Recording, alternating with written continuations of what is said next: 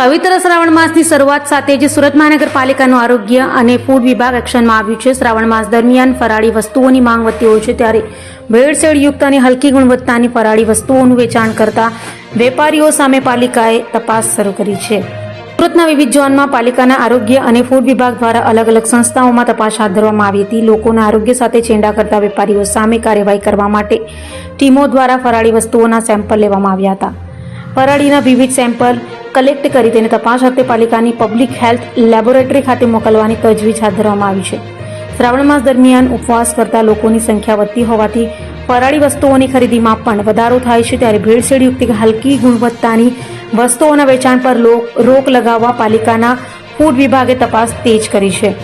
Laboratory રિપોર્ટમાં જો sample fail થશે અથવા ભેળસેળ સાબિત થશે તો સંબંધિત સંસ્થાઓ સામે નિયમ મુજબ કડક કાર્યવાહી કરવામાં આવી શકે છે।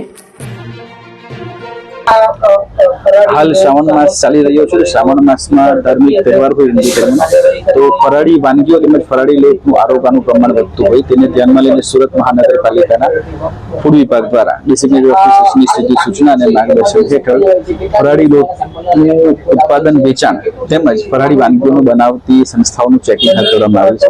આ સંસ્થાઓમાંથી ફરાળી વાનગીઓ તેમજ લોટના નમૂનાઓ લેવામાં આવશે અને પૃથ્થકરણ માટે લેબોરેટરી મોકલી આપવામાં આવશે। 9 ઝોનમાં 10 જેટલી ટીમો બનાવીને હાલ કામગીરી ચાલુ છે અને આગામી 2-3 દિવસ સુધી આ કામગીરી રહેશે, જ્યાં સુધી શક્ય એટલી મોટાભાગની સંસ્થાઓને કવર કરવામાં આવશે। જો જે પણ રિપોર્ટમાં કંઈ ક્ષતિ જણાય તો કસૂરવારો સામે ફૂડ સેફ્ટી એક્ટ હેઠળ પગલાં લેવામાં આવશે।